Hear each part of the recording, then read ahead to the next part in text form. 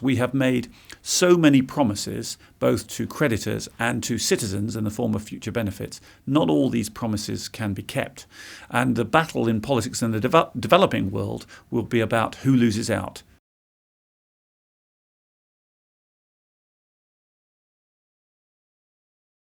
The New World Order will result from the current economic and financial crisis. If you look back over history, there have been various international monetary systems, the gold standard, then Bretton Woods, and then the post-Bretton Woods system, which is just in a bit of chaos at the moment. And the terms of those systems have been set by the creditor nation. So Britain it was which pioneered the gold standard and caused other countries to copy it. America set the terms for Bretton Woods and the system that emerged after Bretton Woods collapsed. So a new order which will emerge out of this crisis, which results from the fact that debtors can't repay their debts in the real money, the same money that creditors lent to them, will be governed by the creditor nation of the future, which is China. And China has different priorities to America or Britain, the people who pioneered the last two world orders. I think there'd be enormous financial chaos if America ever did default technically or fully on its debt. And it's not very likely. It doesn't really need to do so at the moment because it can borrow money very cheaply. But I suspect that's how the New World Order will come about. Some crisis in future will emerge either because the Americans inflict a wound on themselves, perhaps some future Congress decides not to raise the debt ceiling as they debated in August 2011, and so then do get into a technical default, or because the markets look at America's long-term fiscal position, which is particularly vulnerable to the fact that entitlement programs like Social Security and Medicare are rising in cost and continuing to do so, and decide that America will never get its act in order, in which case bond yields would rise very sharply. At that moment, you might have a crisis where China would decide that financing the American deficit was throwing good money after bad, and so America and China would need to come to a deal. I think the most likely outcome of such a deal would be that China would agree to let its currency rise by a certain amount, and America would agree to limit its deficit. And this deal would look a bit like Bretton Woods, with more managed exchange rates and quite possibly capital controls as well. It's going to take 5 or 10 years to sort out this mess. And in that period, different countries will follow different routes to get rid of their debt. So you have three real options: inflate, stagnate, and default. So if we take them in reverse order, Greece is defaulting on its debts to its private sector creditors and will no doubt default on its debts to its official creditors later on. And other European nations, which can't inflate their way out of their debts, will do the same.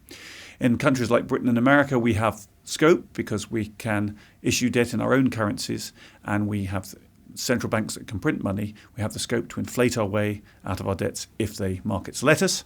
And of course, Japan is an example of what happens if, with the stagnation option, you can be stuck in this debt trap for years and years and years. But Japan has the key advantage that it owes the money to its own citizens. Britain and America owe the money to foreigners, which is why it's unlikely Britain and America can get away with the kind of 20-year period of stagnation that Japan's done.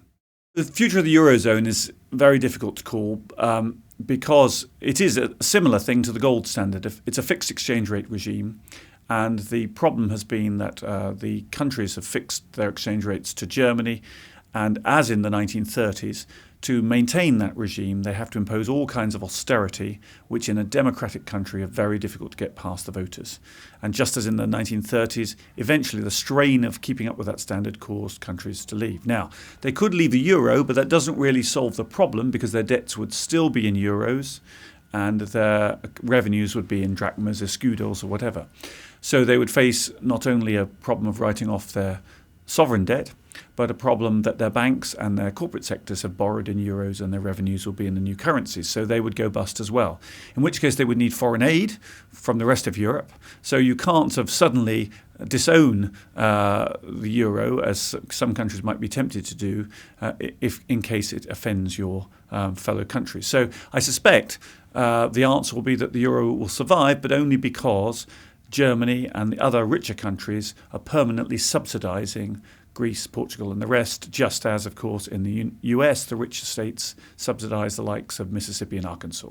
The fundamental problem of Europe is the low growth outlook. You can improve things in some countries by measures such as deregulation or improving the labour market, but the underlying problem is that demographics mean that the workforces will be static or falling. Now, even with a bit of productivity, you can't grow an economy very quickly if the workforce is static or falling. And in those circumstances of low growth, it's almost impossible to get out of a debt trap the conventional way. So then you go back again to defaulting or inflating the debt away.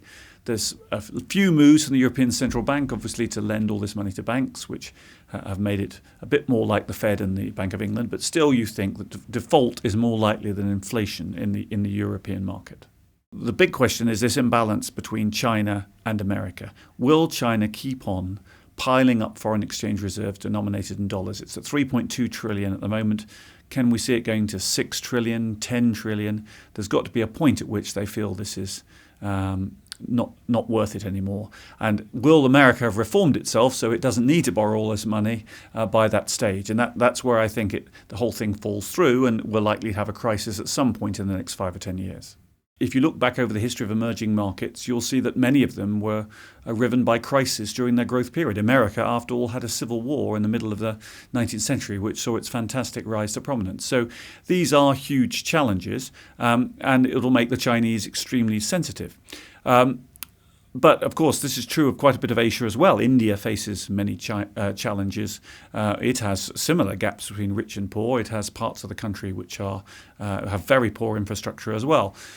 So it's going to be an extraordinary period. But the key thing is that developing Asia is going from about 7% of GDP, world GDP in 1970, to about 28% now, and possibly as much as 50% by 2050. This is the huge shift, and this is what economics is going to be about for the next 30 or 40 years, these shifts. And also this battle, which is the subject of my book, between creditors and debtors. We have made so many promises, both to creditors and to citizens in the form of future benefits. Not all these promises can be kept.